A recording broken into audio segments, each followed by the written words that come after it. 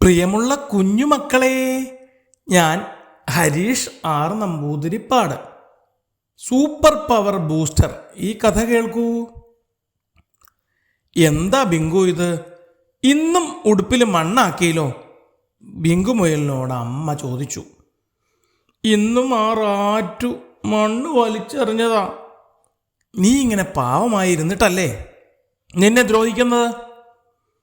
അവരെ തോൽപ്പിക്കാനുള്ള ശക്തി എനിക്കില്ല അമ്മേ, ബിങ്കു മുയൽ സങ്കടത്തോടെ പറഞ്ഞു. അടുത്ത ദിവസവും ഇത് തന്നെ ആവർത്തിച്ചു.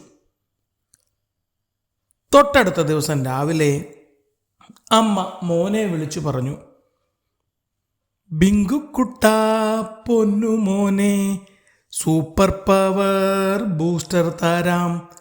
നീ കുടിച്ച് ശക്തി നേടി ദ്രോഹികളെ തോൽപ്പിക്കണം. മോനെ, നീ പവർ ബൂസ്റ്റർ ലായനി കുടിച്ച് ആരോഗ്യം നേടണം. എന്നിട്ട് നിന്നെ ദ്രോഹിക്കുന്നവരെ കീഴടക്കണം.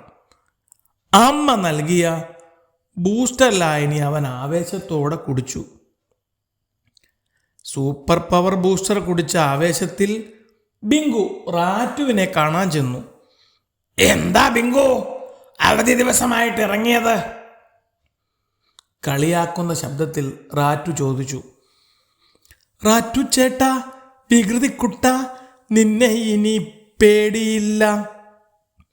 എന്നെ തൊട്ടാൽ ഞാനും നിന്നെ വെച്ചേക്കില്ല, ബാക്കി കേട്ടോ. ഓഹോ, അങ്ങനെയാണെങ്കിൽ അതൊന്നു കാണട്ടെ എന്നു പറഞ്ഞ് റാറ്റു ചെറിയൊരു മരക്കട്ട ബിങ്കുവിന് നേരെ എറിഞ്ഞു. ബിങ്കു അത് ചാടിപ്പിടിച്ച് റാറ്റുവിനെ തിരിച്ചെറിഞ്ഞു. ഏറുകൊണ്ട് റാറ്റു മറിഞ്ഞു വീണു. ദേഷ്യത്തോടെ ചാടി എഴുന്നേറ്റ് ബിങ്കുവിനെ ആക്രമിക്കാൻ ചെന്നു. ബിങ്കു അവനെ കരുത്തോടെ നേരിട്ടു. ഒടുവിൽ റാറ്റു തോൽവി സമ്മതിച്ചു. എലിക്കുട്ടനെ തോൽപ്പിച്ച ആവേശത്തിൽ ബിങ്കു അമ്മയുടെ അടുത്തേക്ക് ഓടി. അമ്മേ, അമ്മയുടെ പവർ ബൂസ്റ്റർ സൂപ്പർ. അമ്മയ്ക്ക് സന്തോഷമായി. വിവരമറിഞ്ഞ് തൊട്ടപ്പുറത്തെ മരപ്പൊത്തിലിരുന്ന അമ്മയെണ്ണാൻ ചോദിച്ചു. പിങ്കി, നീ എന്തു മരുന്നാണ് മോന് കലക്കി കൊടുത്തത്? അതിലൊന്നും വലിയ കാര്യമില്ല. അരിപ്പൊടിയും കിഴങ്ങുകളും മധുരം ചേർത്ത് കലക്കിയതാണ്. പക്ഷേ ഈ മരുന്നിന് എന്തോ വലിയ ശക്തിയുണ്ടെന്ന് അവനെ പറഞ്ഞ് ബോധ്യപ്പെടുത്താൻ സാധിച്ചു. അതാണ് കാര്യം.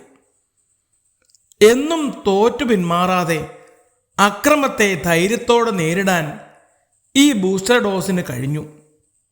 അമ്മ ചിരിച്ചുകൊണ്ട് പറഞ്ഞു. അണ്ണാനും ചിരിച്ചു.